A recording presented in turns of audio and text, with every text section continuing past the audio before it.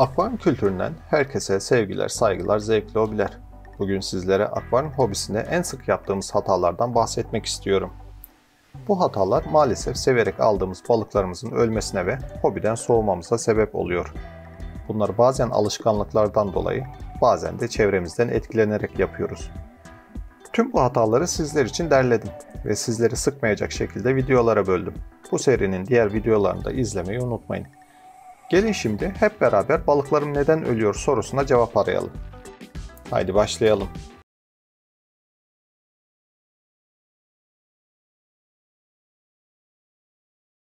Öncelikle şunu belirtmek istiyorum dostlar.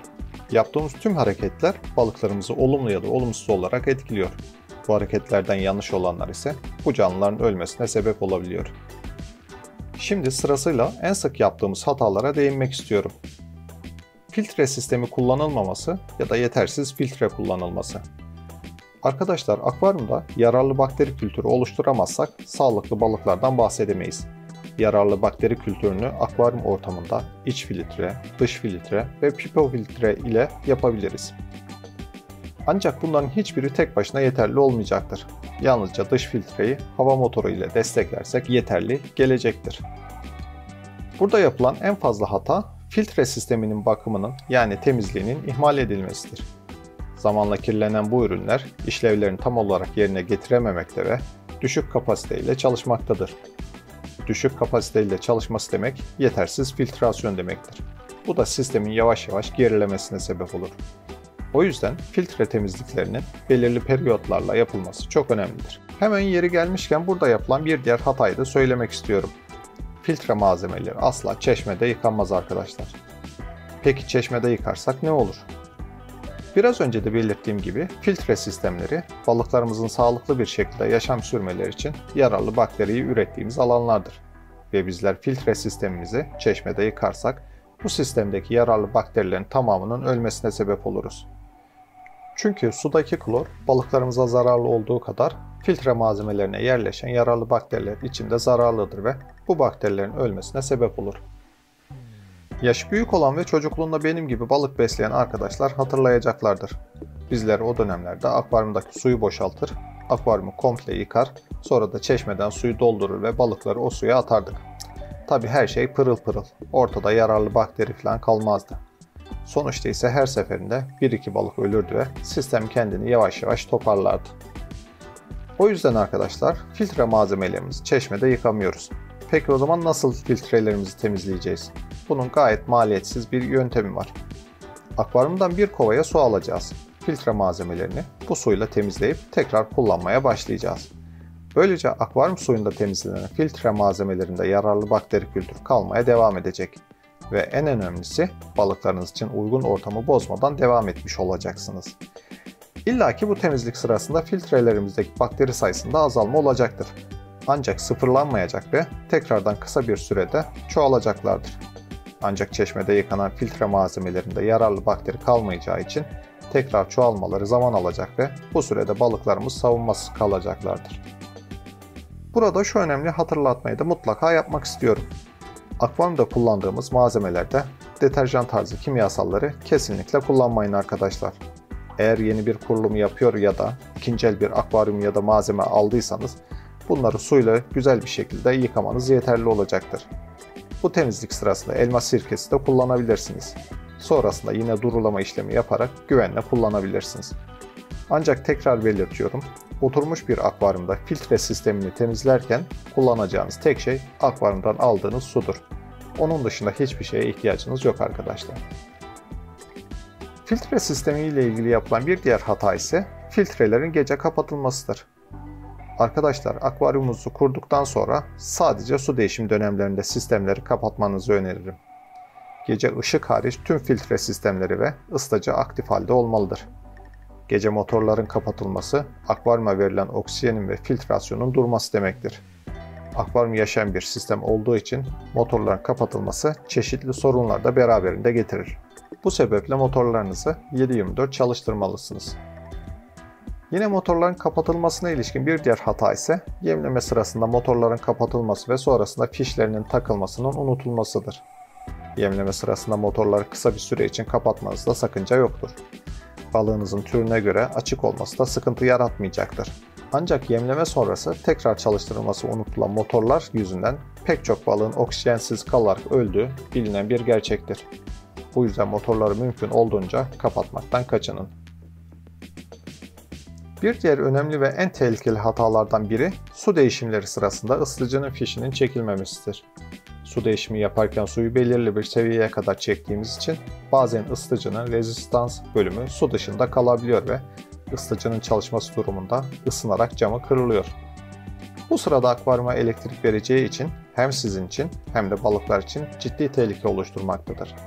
Bu sebeple su değişimi sırasında ısıtıcının suyun içinde olduğuna dikkat etmeli ya da ısıtıcının fişini çekmelisiniz. Bir diğer hata su değişimlerinde yapılmaktadır. Ülkemiz sularında yüksek oranda klor bulunmaktadır. Bu klor balıklarımız için zararlıdır. Su değişimlerinde suyumuzu önceden hazırlamalıyız. Çeşitli firmaların su düzenleyicileri var.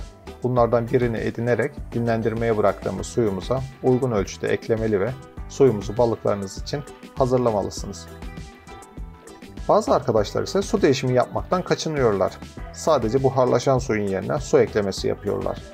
Bu da yapılan bir diğer hatadır.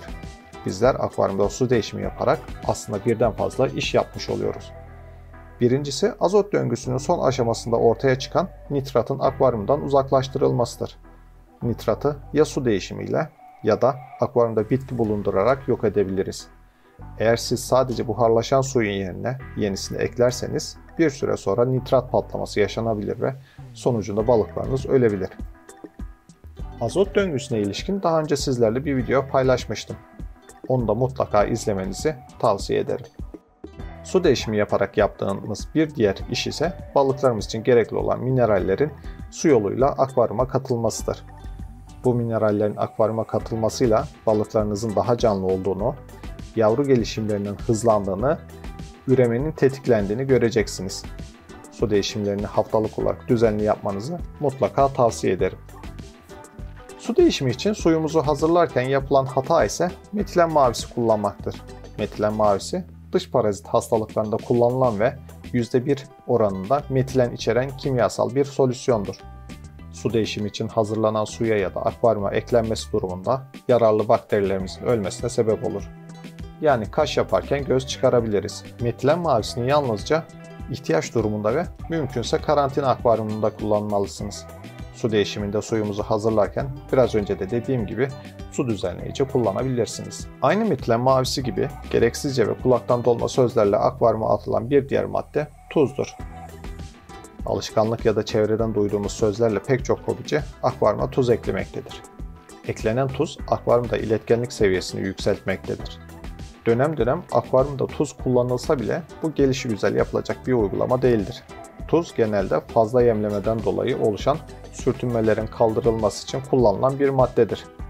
Ancak özellikle bitkili bir akvaryumunuz varsa ya da vatoz besliyorsanız tuz kullanmaktan kaçınmanızı tavsiye ederim. Su değişimlerinde yapılan bir diğer hata ise özellikle kış aylarında akvaryuma eklediğimiz suyun ısısının çok düşük olmasıdır. Yeni eklenen su soğuk ise akvaryumda ısı hızlı bir şekilde düşmekte, balıklarımız strese girmekte ve genellikle beyaz benek hastalığına yakalanmaktadırlar. Beyaz benek hastalığının sebebi ise ısı farkının fazla olmasıdır. Bu yüzden su değişimi yapmadan önce akvaryuma ekleyeceğimiz suyun ısısının akvaryum suyuna yakın olmasına dikkat edilmelidir.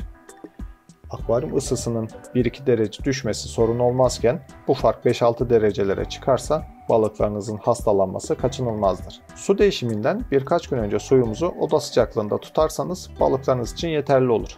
Size basitçe bir hesaplama yapacak olursam genelde akvaryumlarımız 25 derece civarındadır.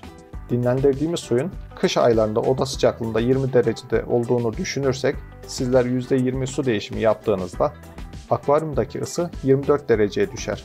Bunun da balıklarımıza olumsuz bir etkisi olmayacaktır. Evet sevgili dostlar, bugün hobicilerin en sık yaptığı hataların bir kısmından bahsettim. Sık yapılan hatalara ilişkin diğer videolarımızı da izlemeyi unutmayın.